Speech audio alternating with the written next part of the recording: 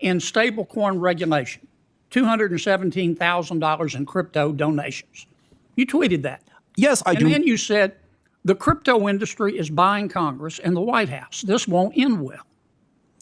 Why do you think the crypto industry is buying Senator Gillibrand? I said, look at the campaign contributions from this industry. You think they've bought her? No, I said, look at the campaign contributions. You said they bought her. Do you think? Welcome to Liberty Report USA. Let's take a look at what happened in the Senate today. Thank you. Thank you, Mr. Chairman. Yes, ma'am. Senator Kennedy. Thank you, Mr. Chairman. I've listened with great interest today, and here's what I hear you saying. The four folks to my left, I hear you saying that digital assets are different. Digital assets hold great promise. Digital assets need special rules. I agree with that. The obvious question is, what should those rules be, and to what extent should we allow you to draft them? I've also heard some of you say that digital assets represent the next generation of the internet. Well, we let the current generation of the internet draft their own rules, and frankly, it looks like what we got as a result looks like somebody knocked over a urine sample. Congress can't even agree on basic legislation dealing with privacy on the internet. How the hell are we going to tackle this? But I hear what you're saying. I hear Mr. Painter, as usual. If you follow him on social media, you know, all politicians are crooks. Very helpful.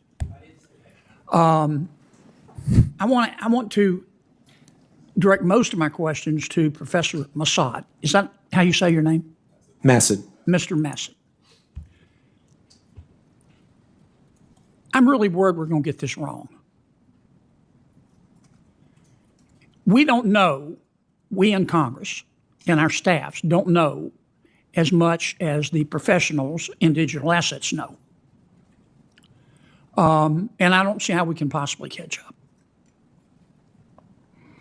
up. Tell me more about your idea of having the SEC.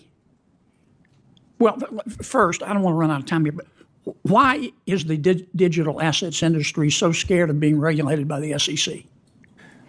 Well, I think we need to step back, Senator. Briefly, please. They don't want everything treated as a security because they don't want that entire framework to apply. But that's also because the SEC did fail to try to customize its rules to adapt for this technology, and it should do that. And you've got leadership at the agencies now who are working on those things. You're suggesting that we turn to two of our agencies, one of which is the SEC, and say, you have expertise. Before we take a crack at a bill, you come up with a bill with rules, with regulations. Tell us how to do this. Because I hear you saying in some cases digital assets are commodities.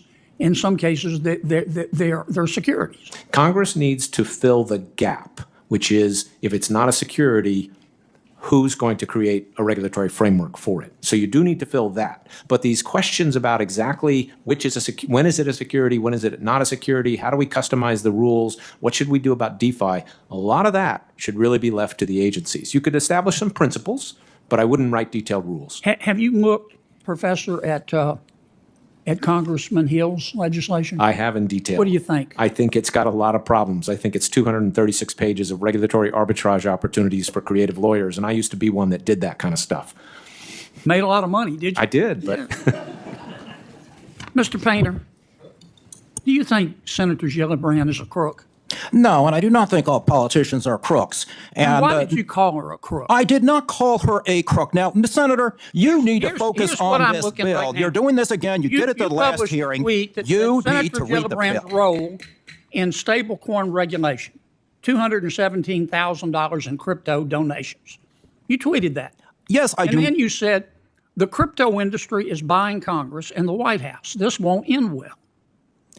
Why do you think the crypto industry is buying Senator Gillibrand? I said, look at the campaign contributions from this industry. Do you think they've bought her? No, I said, look at the campaign You said contributions. they bought her. Do you think they Senator, bought her? you need to focus on this bill instead of trying to distort my Twitter. You called one of my you were colleagues quoting a crook, what a Marxist in and- Chicago said and about what it. evidence do you Makes have no that she's sense. a crook? I said there is massive amount of campaign contributions coming into this Congress from the crypto Do industry. you want to apologize You need- to Senator Gillibrand? I do not want you to have to apologize for passing legislation want to that apologize destroys to our Senator Gillibrand economy. for calling You her a are crook? distorting what I said, just like you did in the last hearing. You're wasting everybody's time, Senator. You're a whack job. Senator, You are a wasting. blatantly Well, I think we are. next I level think we. whack job. I think we Is are. this middle school, Senator? Senators and witness.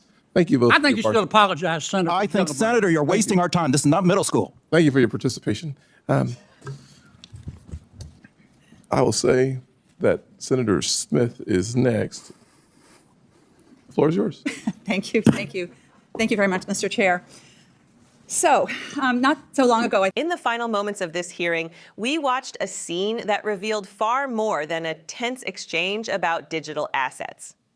It began with Senator John Kennedy leaning into the microphone with that unmistakable mix of dry wit and razor-edge skepticism that has become his signature. He laid out the contradictions, the uncertainties, the fears, not just in the industry, but within Congress itself. And then the tone shifted sharply when those disagreements collided with personal accusations.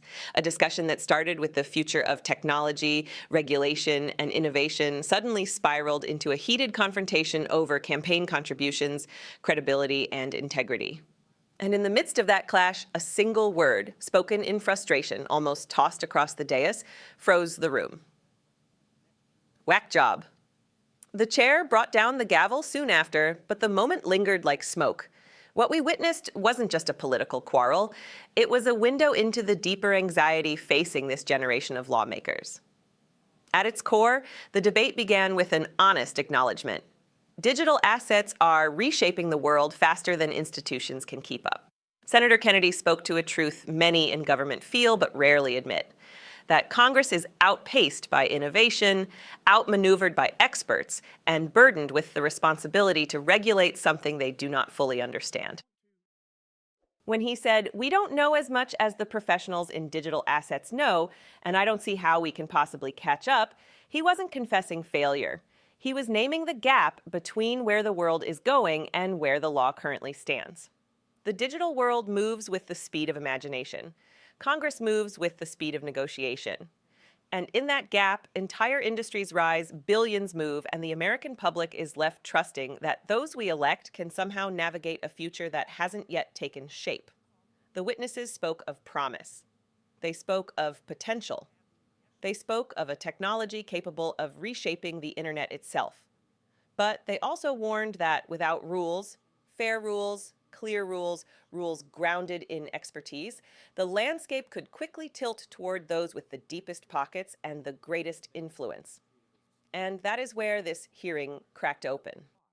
When Senator Kennedy turned to Professor Painter, challenging him on past comments, the tone shifted from policy to personal. What should have been an examination of legislation became a referendum on trust. Who has it, who deserves it, and who is willing to question it. Painter insisted he never called any particular lawmaker corrupt. Kennedy pressed harder, reading old posts aloud. Back and forth, accusation and denial, building until it no longer resembled a legislative inquiry at all, but something fragile and distinctly human. Fear of misrepresentation, fear of bias, fear of influence. Fear that the system, the very system meant to safeguard the public interest, can be bent, pressured, or purchased. When Kennedy fired back, "You want to apologize, Senator Gillibrand?" and the witness defended his words with growing frustration, the truth surfaced. This wasn't about a single tweet or a single senator. It was about a broader unease, a sense that money moves faster than ethics, that influence follows contributions, and that the public is left wondering where loyalty truly lies. By the time the chair intervened, urging calm, the tension had already shown us what we needed to see. Because the heart of this moment was not the insult itself, nor the anger it sparked. The heart of it was what the argument revealed, a Congress wrestling with the burden of responsibility at a time when new technologies, new industries, and new power structures are rewriting the rules in real time. A Congress struggling to maintain authority while forces outside its walls reshape the very ground it stands on. This moment laid bare a simple truth. America is entering an era where the questions are more complex, the stakes are higher, and the margin for error is far smaller. Digital assets, decentralized finance, and next-generation technologies are not just innovations. They are challenges to governance, accountability, transparency, and the legitimacy of institutions.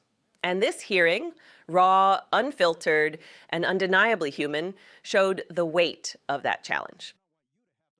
Senator Kennedy asked a question that deserves to echo long after the cameras turn off. How the hell are we going to tackle this? It wasn't rhetorical, it was a warning. Congress faces decisions that will shape not only markets and industries, but the entire digital future of the country. And if lawmakers cannot debate these issues without descending into personal attacks, how will they navigate the far more difficult decisions that lie ahead? In that tension, viewers saw the crossroads. On one side, innovation, promise, transformation.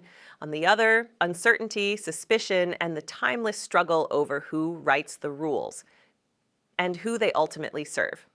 This hearing ended with raised voices, but its real ending comes now, in the reflection. The questions remain, the consequences remain, and the need for public vigilance has never been greater. Because no matter how complex the technology becomes, no matter how fast the digital world grows, democracy still depends on leaders who can put aside ego, examine facts, and protect the American people above all else. That is why moments like this matter. They reveal the cracks. They reveal the conflicts, and they remind us of the responsibility we all share to stay informed, to stay engaged, and to hold power accountable. If you believe in transparency, if you believe in oversight, if you believe these hearings must be seen, understood, and scrutinized, then support the work we do here. Subscribe to Liberty Report USA.